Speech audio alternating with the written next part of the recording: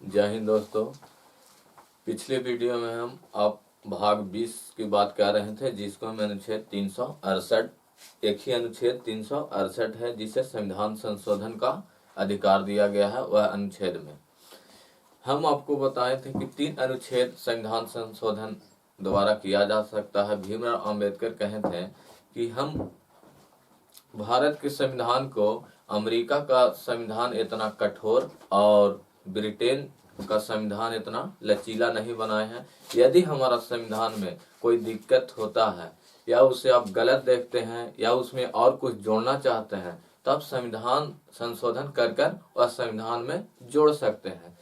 इसके लिए आपको 2/3 बहुमत और चाहिए और इसमें 3 प्रकार के आपको हम बताए थे। एक साधारण बहुमत से संविधान संशोधन होता है, जिसको में कि या किसी राज्य का सीमा या क्षेत्रफल को घटाकर दूसरा राज्य का निर्माण करना, किसी को सीमा में बदलाव करना या अधिक अनुसूची 2 में वेतन की बात की थी। अगर कोई वेतन को बढ़ाना है तो उसमें आप कर सकते हैं। और बहुमत से अगर आपको कोई भी संशोधन करना है, विशेष बहुमत की बात करें, साधारण बहुमत से हो गया, अब विशेष बहुमत की बात करते हैं तो मूल संविधान में अगर कोई बदलाव करना है तो विशेष बहुमत के चाहिए, क्योंकि पूरा भारत के नागरिक मूल अधिकार में जुटे हुए हैं। नीति निर्देशक तत्व इसमें पूरा कल्याण, लोक कल्याण की बात करता है। यदि इसमें आप लोग को कुछ बदलाव करना है या कुछ जोड़ने का सिस्टम लाना है तो इसलिए आप विशेष बहुमत के तहत कर सकते हैं। एक और बताएं कि विशेष बहुमत और आधे से अधिक राज्य के साथ आप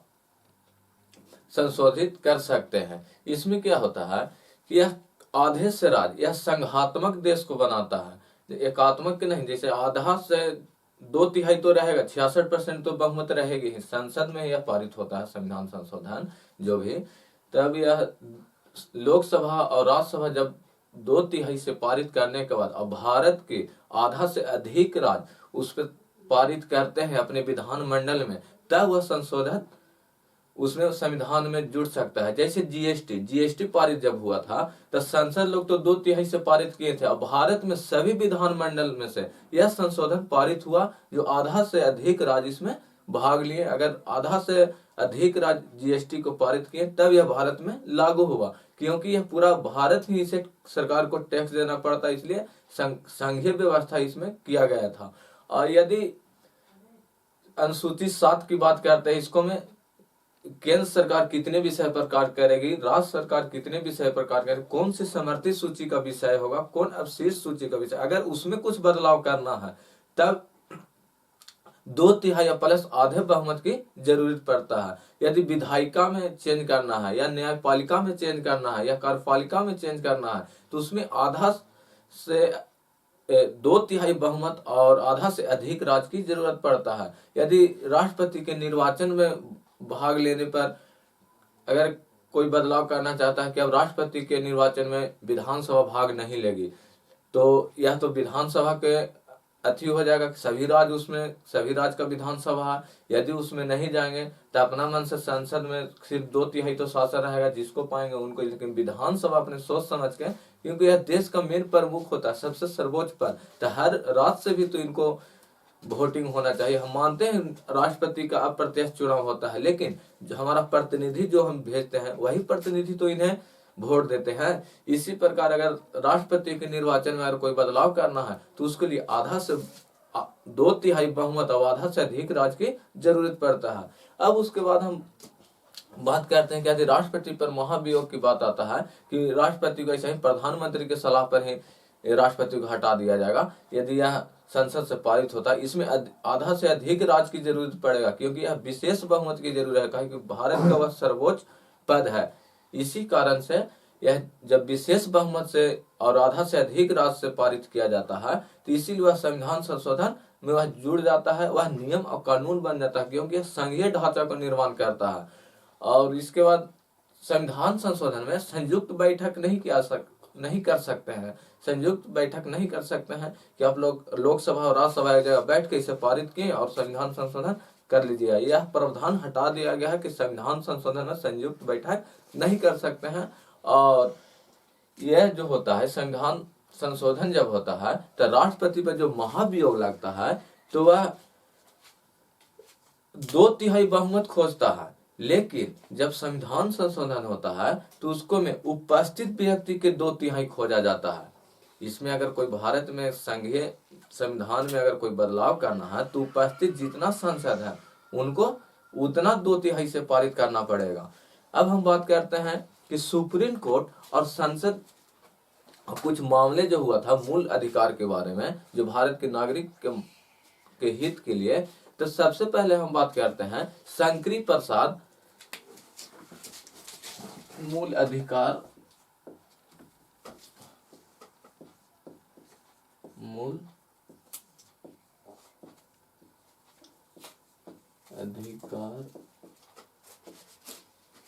पर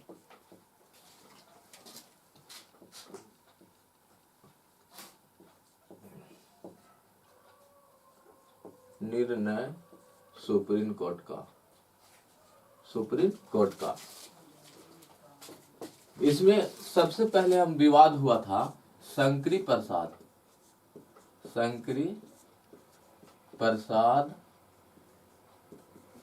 सिंह देव। इसमें कहा, सुप्रीम कोर्ट ने कहा कि आप मूल अधिकार में संशोधित कर सकते हैं, मूल अधिकार में संशोधन कर सकते हैं। इसमें क्या कहा शंकरी प्रसाद सिंह देव में कि अब सुप्रीम कोर्ट ने यह निर्णय लिया कि आप मूल अधिकार में संशोधित कर सकते हैं। यह कब हुआ था? तो सन 1951 में किया गया था, सन 1951 में। उसके बाद सज्जन सिंह विवाद में हुआ था। सुप्रीम कोर्ट ने कहा कि इसमें भी आप मूल अधिकार में संशोधित कर सकते हैं। यह कब हुआ था? सन 1965 में। और फिर 1967 में गोलकनाथ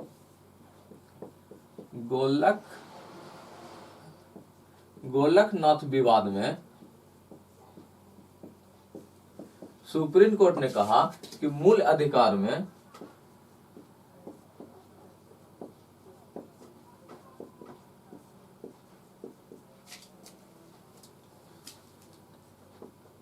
संशोधन नहीं कर सकते हैं।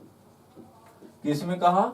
गोलकनाथ में विवाद में कहा गया कि सुप्रीम कोर्ट ने कहा कि संसद यह मूल अधिकार में कोई भी संशोधित आप लोग नहीं कर सकते हैं, लेकिन शंकरी प्रसाद सिंह और सज्जन सिंह में कहा गया कि अब मूल अधिकार में संशोधित किया जा सकता है। फिर इसके बाद चौथा विवाद जो आया सन 1973 में आया, सन 1973 में। यह केशवानंद विवाद था,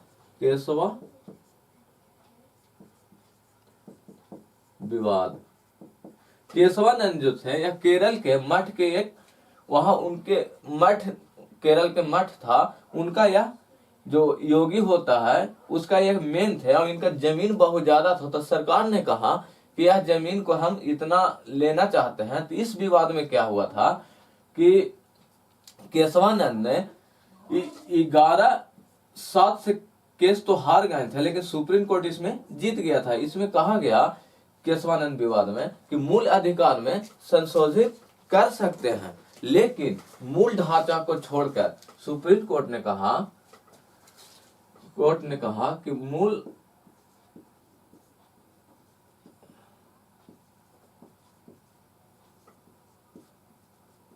संशोधित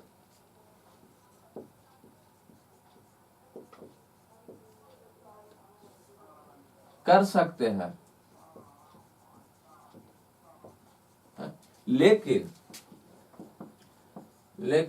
इसका मूल ढांचा चेंज नहीं होगा। मूल ढांचा बदलाव नहीं किया जाएगा।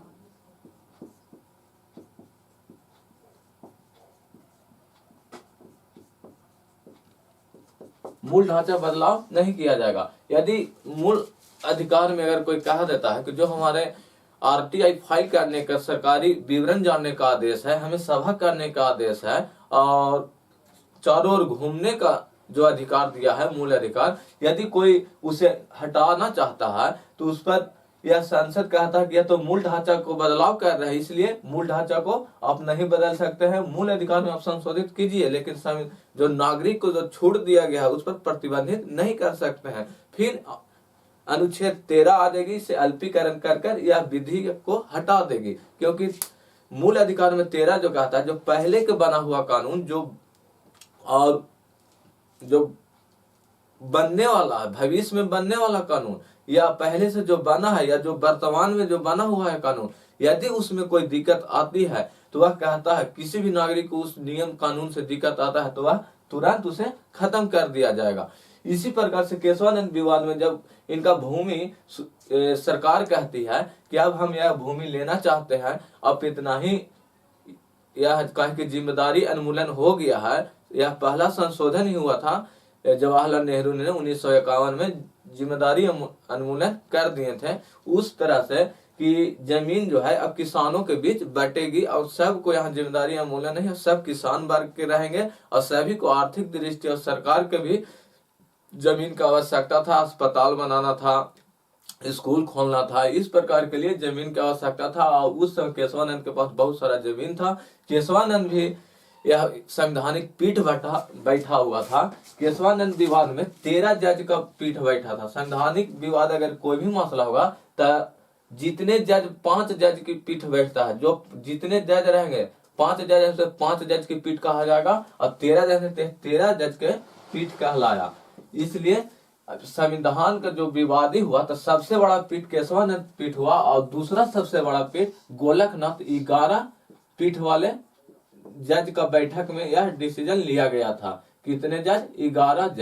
11 जज ने डिसीजन लिया था, लेकिन केशवानंद विवाद में 13 जज ने डिसीजन लिया कि मूल अधिकार में आप संशोधित कर सकते हैं, लेकिन संविधान का मूल ढांचा नहीं बदलाव कर सकते हैं। जैसे इसी प्रकार से जर्मनी की बात करते हैं। जब जर्मनी में हिटलर जब शासन किया तो उस संविधान में, संसद में पारित हुआ गया था कि आप संविधान में कुछ भी बदलाव कर सकते हैं, तो 2/3 से आप पारित कर सकते हैं। तो हिटलर ने क्या किया कि वह 2/3 से पारित किया और यह पारित कर दिया कि अब जो जर्मनी जो है अब वह लोकतंत्रात्मक न होकर राजतंत्र हो गया है, क्योंकि वह हमारे पास, हम उसका शासन कर सकते हैं। न्यायालय ने उस चीज को पढ़ा और न्यायालय ने देखा कि जब यह संविधान में ही लिखा गया है कि 2/3 से पारित कर तो जर्मनी को वह पास करके वहां राजतंत्र बना दिया गया था। लेकिन केशवानंद विवाद ऐसा आया, इसमें जब 6 और 7 13 जजों की बैठक हुआ तो 6 जज जो डिसीजन दिए,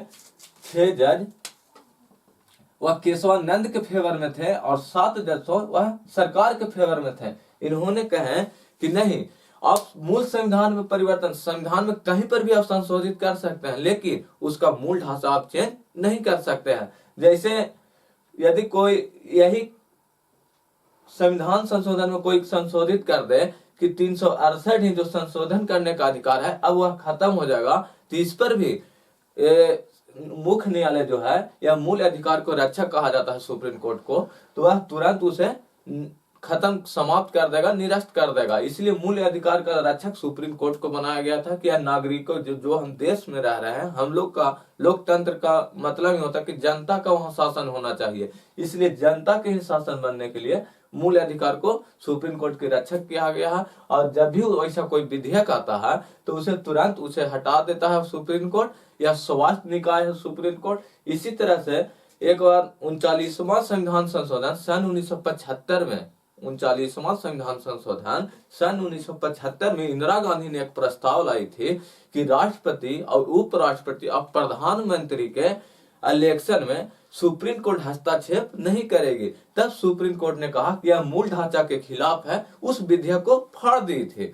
और इसी प्रकार से फिर जो 44वां संशोधन सन 1971 में इंदिरा गांधी ही लाई थी, इसमें कहा गया कि यह संसद को अधिकार है कि मूल अधिकार को हटा दे या समाप्त भी करने का अधिकार है। इस पर भी सुप्रीम कोर्ट ने उसे मूल अधिकार पर कहा कि यह मूल ढांचा के खिलाफ है। इसे मिनर्वा मिल के हवाला देकर इसको हटा दिया गया था। मिनर्वा मिल में कहा गया था कि संसद को यह अधिकार है कि वह मूल अधिकार में संशोधित कर सकता है, लेकिन सीमित अधिकार है। लेकिन वही इंदिरा गांधी जी ने फिर क्या किया था कि 42वां संविधान संशोधन 1976 में कहा कि संसद को यह अधिकार रहेगा कि उनको असीमित अधिकार होगा, संविधान में कहीं पर भी संशोधित कर सकते हैं। लेकिन मिनर्वा मिल सन 1980 में यह हवाला देकर कहा कि नहीं, आपका जो शक्ति है वह सीमित है, मूल ढांचा को परिवर्तित नहीं कर सकते हैं। अब किसी का भी सरकार आए तो हमारा मूल ढांचा को नहीं कोई चेंज कर सकता है। और इसमें एक बात और, केशवानंद भला ही केस हार गए, लेकिन इसमें एक और बात कहा गया कि हमारा संविधान में कोई मूल ढांचा को प्रभावित नहीं कर सकता है। जो जिसके खिलाफ, जो हम बोले ना कि जो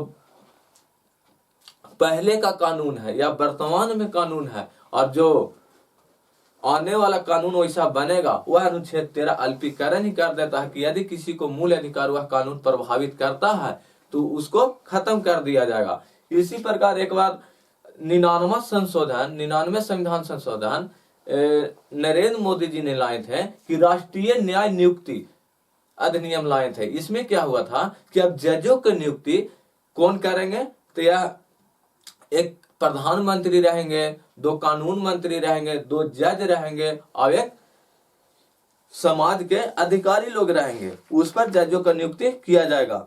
एक प्रधानमंत्री रहेंगे, एक कानून मंत्री रहेंगे और 2 जज रहेंगे और 2 जो रहेंगे वह सामाजिक प्रतिनिधित्व करने वाले व्यक्ति रहेंगे। लेकिन इसमें क्या होता है कि प्रधानमंत्री एक अपना ही आदमी हो गया, एक मुख्यमंत्री जो कानून मंत्री की बात कर रहे हैं वो भी तो सरकार का ही आदमी हो गया। मानते हैं कि 2 जज वह सुप्रीम कोर्ट का ही रहेगा।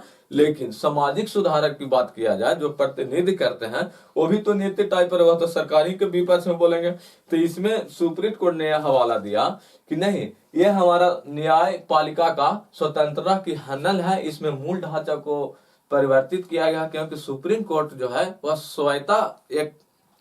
अपना स्वायत्ता निकाय है, जिस कारण मूल ढांचा को परिवर्तित करते हुए वह प्रधानमंत्री के जो 99वें संविधान संशोधन जो था राष्ट्रीय न्याय नियुक्ति, उसे रद्द कर दिया गया था। इसीलिए और एक और हुआ था सायरा बानू केस जो हुआ था, यह सरकार के पर ही केस ठोक दी थी। सायरा बानू एक महिला थी जो मुस्लिम समाज से आती थी। उसने तलाक पर सरकार के ही पर केस ठोक दी थी। उसमें भी क्या हुआ था कि 5 जज की पीठ बैठी थी। 5 जज की पीठ बैठी थी। 5 जज की पीठ में इसका डिसीजन 2-3 में आया था। माने सायरा बानू केस जीत गया था। जब इस पीठ में आए थे तो इसमें से 5 जज में से एक मुस्लिम जज भी थे। मुस्लिम जज भी थे। इन्होंने सायरा बानू का कहना था कि हमारे पति जो है वह टेलीग्राम द्वारा हम पर वह 3 तलाक लिख कर हमको पर वह तलाकनामा भेजे हैं। इस पर सुप्रीम कोर्ट ने 5 जज की पीठ बैठाई, उस पर चर्चा हुआ, तब इसमें 3 प्रकार की तलाक की बात किया गया।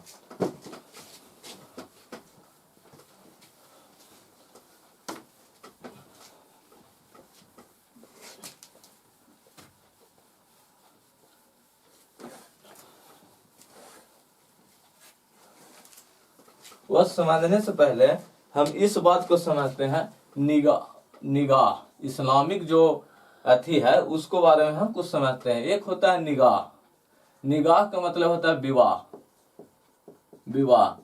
यदि कोई किसी भी लड़का या लड़की, जब मुस्लिम समाज में शादी होता है तो सबसे पहले मौलवी उनको से पूछते हैं क्या लड़के वाले से क्या आपको निगाह कबूल है, तो उधर से भी बोलते हैं निगाह कबूल है। इस प्रकार लड़की से भी पूछा जाता है निगाह कबूल है। इस प्रकार विवाह होती है। उसके बाद आता है एक मोहरदेन, जिसको हम लोग तिलक के रूप में भी कहा जाता है। मोहरदेन एक क्या होता है कि जब हम तलाक देंगे उस समय लड़की के जब हम तलाक देंगे तो उस समय मोहरदेन वह लड़की को लौटाना पड़ता है, इसलिए मोहरदेन के रूप में यह गछाया जाता है कि लड़की को हम जब हम तलाक देते समय उन पर मोहरदेन इतना गछवा दिया जाता है। उस समय लड़की को तलाक देते समय मोहरदेन की राशियां लड़की को देनी पड़ती है। उसके बाद आता है तलाक। तलाक जो होता है इसमें 3 प्रकार की तलाक की बात की है। तलाक ए हसन, तलाक आ हसन। एक होता है तलाक हसन और एक होता है तलाक के बिदअत।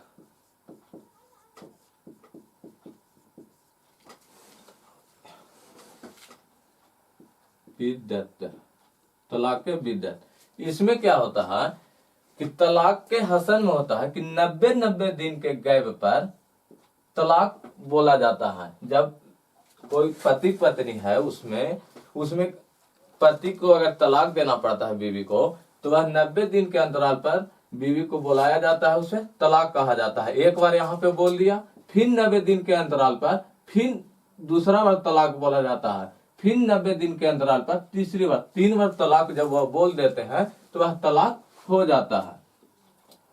उसके बाद तलाके हसन में किया गया कि इसमें कहा गया कि 90 दिन के गैप से वह एक दूसरे से बहुत दूर हो जाते हैं, सामाजिक प्रेशर होने के कारण या इसे हटा दिया गया। घटाकर यह दिन था 90 दिन के जो था उसको जगह पर 30 दिन कर दिया गया।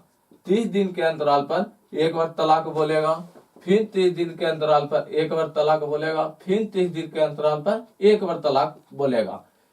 क्योंकि सायरा बानू जो थे वह अपने मायके गए थे अपने बच्चों से मिलने, वही बात पता चला था जिस कारण सायरा बानू ने सरकार पर ही केस ठोक दी थी। उसके बाद